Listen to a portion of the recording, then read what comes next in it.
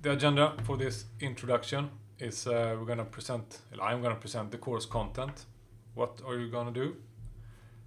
And then we have some brief history about Linux, how it got created, and some key persons who were there along the ride. Because we're going to use Linux as a base, everybody, and I don't want you to completely reinstall your operating system, but we're going to use a program called VirtualBox that emulates a virtual machine where we can install Linux. So everybody is going to have a full installation of Linux. And that part with VirtualBox is a it's a hard word, prerequisite. Everybody has to do it to be able to complete the assignments. So before the first assignment, we are going to create our environment. And there we install VirtualBox, we create the virtual machine, and in there we install Debian. It can be a bit tricky, so get started right away. Follow the videos and instructions. And if you get stuck, just let me know and we help you. The first assignment, DV1466, we're going to create some virtual hosts using the web server Apache on Debian. And we're going to simulate different websites on the same domain. You get to see basically how it always works, where we have the enabled sites the server can use, etc. and a specific configuration file where everything is happening. We're also going to see some port forwarding and redirects.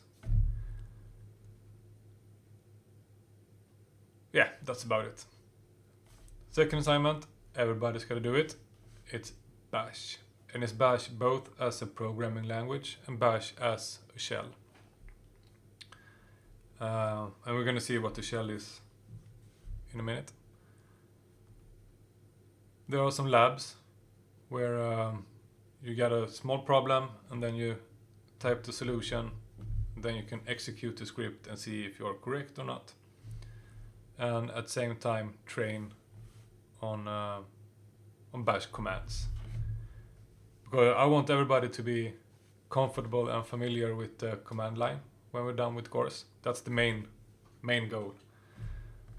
We're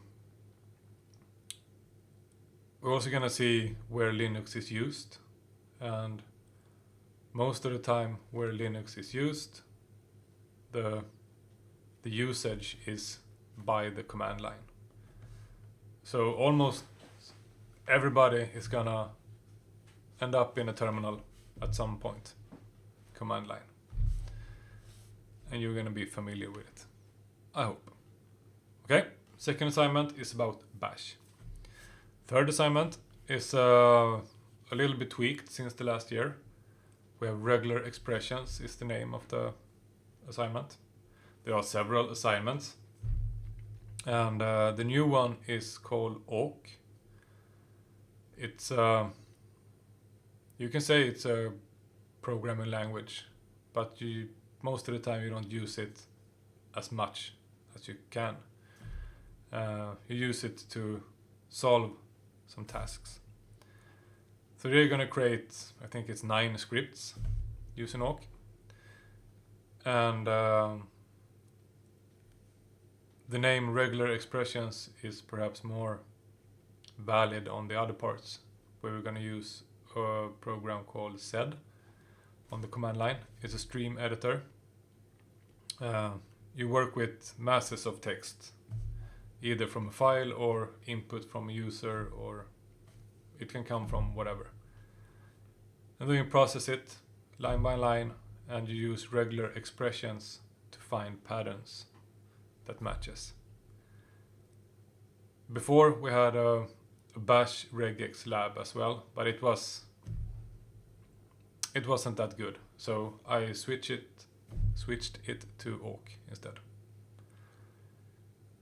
So we have awk, we have sed, and we have an extra assignment with JQ.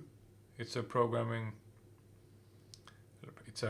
command line program to work with JSON files. Do that if you want. If you want the extra credits. And then we have a maze runner. It's the final assignment. It's a bit bigger.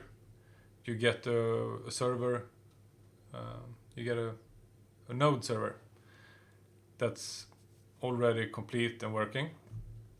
And you're going to use it by creating a maze runner bash script. So you're going to connect to the server. You're going to use that API. I'm going to show you when the time has come.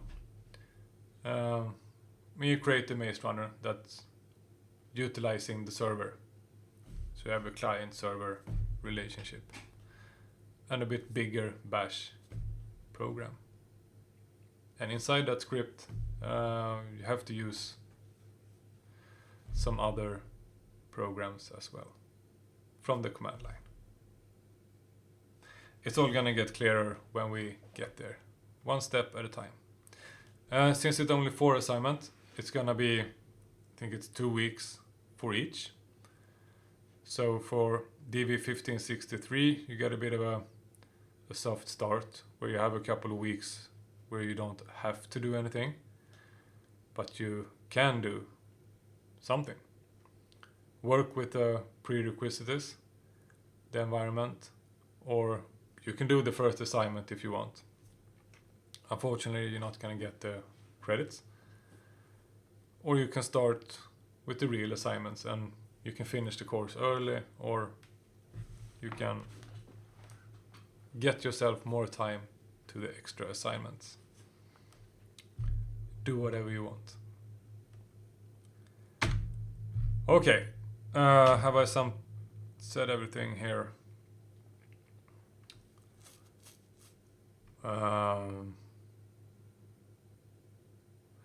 I can talk a bit about the planning for the course, perhaps.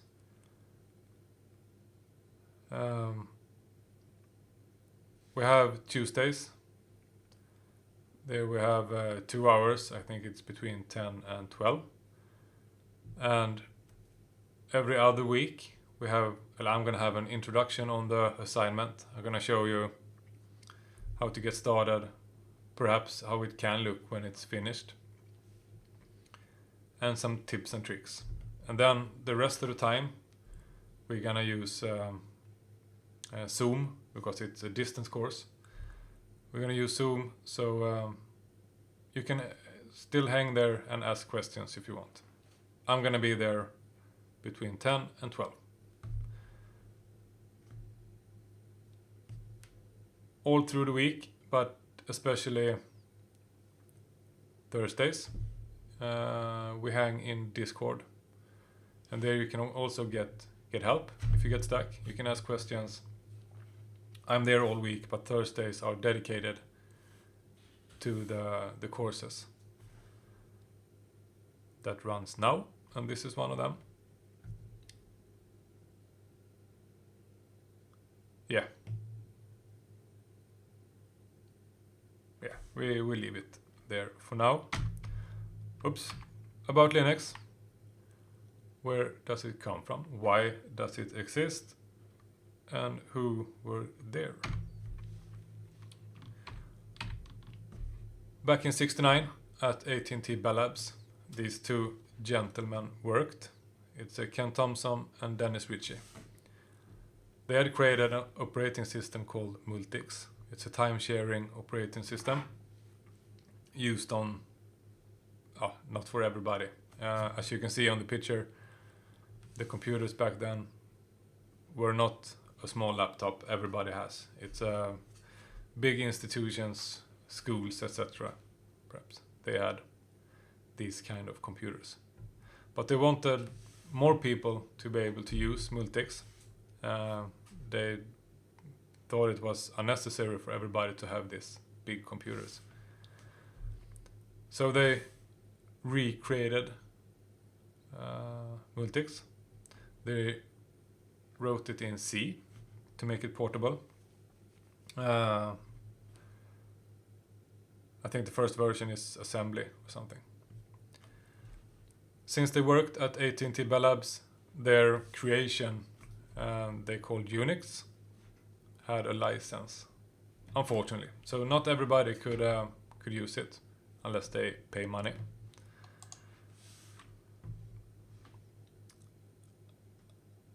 I tried to find out why they called it Unix, but the only thing I could find was that they themselves don't really know or remember how they came up with the word Unix. Perhaps it's some abbreviation of Multics, I don't know.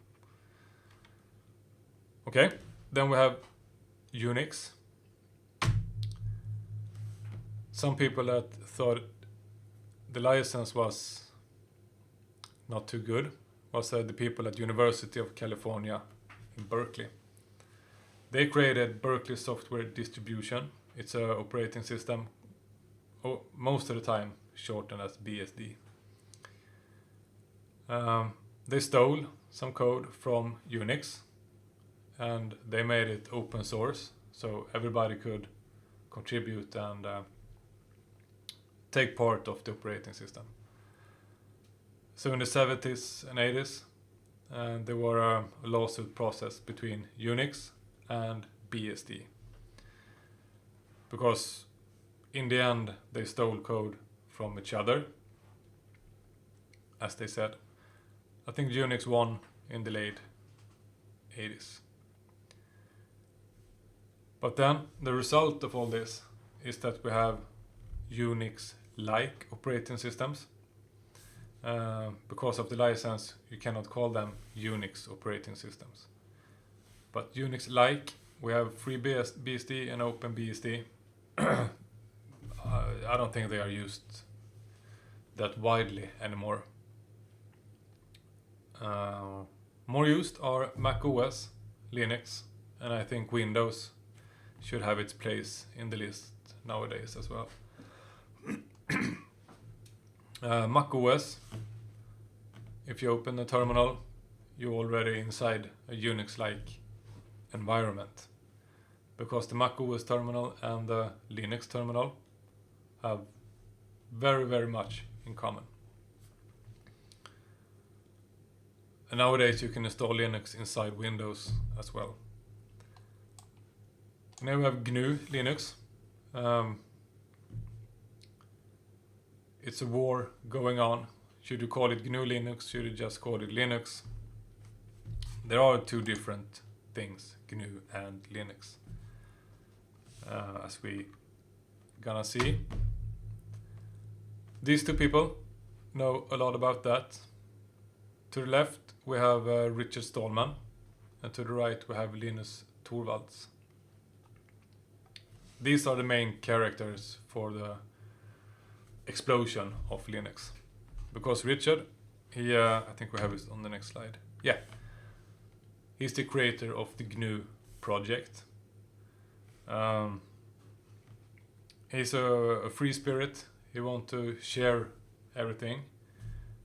He aims for freedom and free software especially. Because the GNU project contains thousands of programs who are created and developed and free. He started the project in '83. He wanted to take Unix a few more steps than BSD did. He wanted everything to be free and open source, all the programs included as well. He got to the kernel, the main spider in the web in the operating system. Richard Stallman's kernel is called Herd, GNU Herd. He couldn't get it to work 100% as he wanted. So he got a bit stuck there. At that time, around 1991, Linus Torvald sat this in his dorm room in Finland. And he actually created a kernel that GNU could use instead of herd. I don't know if he created a new one or if he took the version of herd and built on that. Either way, Linus Torvald is the creator of the kernel, and the kernel is called Linux. So as you can see here, when we talk about Linux as an operating system, we mean the GNU software, because it's all that's included. And it utilizes the Linux kernel. So, to be fair, one perhaps should say GNULinux, because it's the collection of both. But no one's gonna slap you on your fingers if you say Linux. Call it whatever you want. Now you know the difference. We have Unix. It took a step with BSD towards open source. We have GNU, the GNU project. A lot of free programs, open source, and Richard Stallman. And we have Linux, the kernel used in Linux distributions. And it was Linus Torvalds in 1991 who created it. He's a pretty fun character.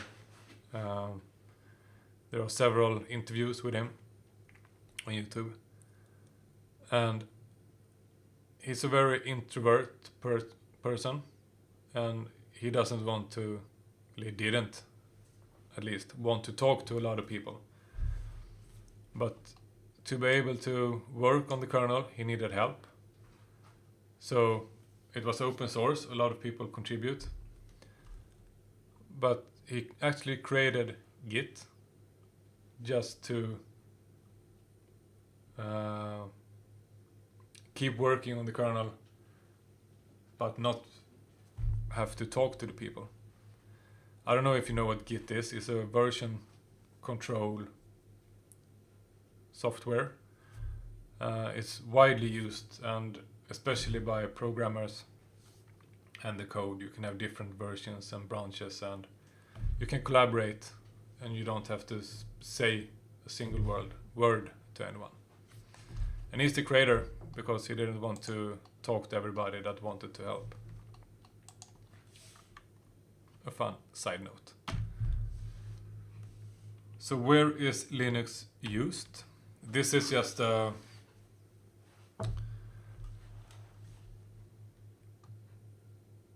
can't get the word. It's just some of the places where it's used. So we have Windows and Mac OS. Both use Linux. At some point. Perhaps it's the kernel. Perhaps it's... yeah. Some Linux is used. This is a year... I think it's... yeah, 1 year old. So perhaps this and this have changed. Smart TVs. Cars. Tesla use Linux. Behind the big screen. Airplanes. By the time I wrote this slide, it was mostly the software that runs and shows movies. It's used in Linux. 90% of Hollywood's special effects are made on Linux. I think the big breakthrough was with the movie Titanic. And then we have Facebook, Google, Twitter. Linux was mainly used as a server before, on the server side. So you're most likely to use a Linux server if you create a droplet, perhaps, or something, somewhere. It's Unix or Linux. Okay, it's widely used, Linux. Okay, so the Unix architecture is a star Nix because it's mainly the same on all Unix-like operating system. I think we have a picture on the next slide. Yeah. When you log in, you end up in the application space or the user space. It's where the users installed program ends up. The user has a certain set of permissions, and the user can freely do things. You can install programs perhaps, or you can remove some programs, and you can do some things. You can boot up a shell. It's the next step towards the hardware, and each layer are secured, so not every user can do stuff with the shell. The shell is bash. It can be bash. It can be C shell. It can be I think someone's called fish shell. There are a lot of shells, but we're gonna use bash. So you boot up a terminal, command line, and then you are inside bash. And with the help of bash as a shell, you can do commands, you can write commands, you can do system calls, you can use standard libraries, depending on which kind of user you are. If you are an administrator or a root user, you can do a lot more. You also have a little more responsibility. As a normal user, you can't break the system too easy. Okay, so the shell works as a mediator. It's a command interpreter, it's called. So you write commands, something happens, you talk to the files, devices, processes, because everything is a file in Linux. And as soon as you do something, you create a process. It can be write to a file, create a file, remove a file, whatever. Device, it's if you connect something, a camera or a microphone or something, you can use it as a user. Okay, we have a sort of API, application programming interface. We have a set of commands we can use. You can't mess up the kernel too easy, because you can only use certain commands. That's called an API, just to be on the safe side. So we have one more layer down to the kernel, and it's the kernel that interacts directly with the hardware, such as the processor, memory, the display, and hard drive, and such. Okay? It's funny because I said everything is a file. Even the hard drive is represented by a file, and the display, everything represented by files. So we have this a bit simplified picture, these layers. You end up here when you log in, and then you use the shell, bash. And remember, bash is both the shell and it's also a programming language. It's easy to mix up the two. You use an API, a set of functions, and depending on your permission level, user level, you can interact with the kernel and the processes and files and everything. And the kernel is talking directly to the hardware. Okay?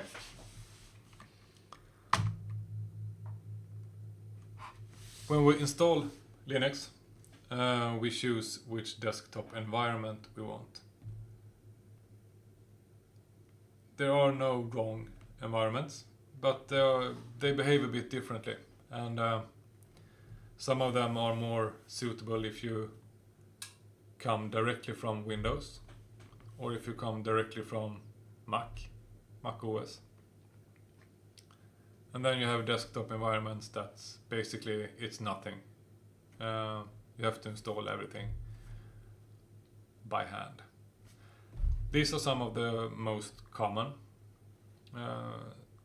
I myself use Cinnamon. I think it's a good, mainly only because when I have several screens, I can have a taskbar at the bottom that only shows the windows currently on that screen. And that's something that the base window manager in Stallman helps me with. I can install it in KDE, GNOME or whatever. But I don't really care which environment I'm using. So it's the easiest for me. Okay, so the window manager together with the X window system lets us have windows, taskbar, start menus, everything you see and interact with. You can install several afterhand. Is it the right word? If you install the base window manager, you can install a new one later if you want. GNOME, I think, is the more resource demanding environment of these. I think during the installation, I think you get the options to choose which one you want to install. Choose one. If it's wrong, you can by just one command install a new desktop environment once you're inside. So it's when you use it on a laptop or a stationary computer, then you use a desktop environment. And why are you taking this course? I bet a lot of you wonder. It's because 90%, this is also last year's numbers, I think it's even more now. 90% of the public cloud workload runs on Linux. 95% of the top 1 million server runs on Linux. The other 5, I think, is Windows. But who cares about them? Cisco EOS is based on Linux. The ones who is going to work with Cisco, you have a terminal, command line. And Linux, for me at least, equals freedom. Because I have the control. And that is fun. So I want you to have in mind throughout the course that the main objective is that you are going to get familiar with the command line and move around just using commands. Yeah, I think it's the last one. Good luck. I don't know what you need good luck with, because this was only the introduction. I'm gonna create, and I'm gonna point you through Canvas to the next video for the first assignment, where we have an introduction on that. Thank you and bye bye. And in Canvas you have on the right you have a set of links, and one of them goes to the Discord chat. There we have a room just for this course. That's the place for all the questions. If you have a longer question, just email me. My email is also in Canvas.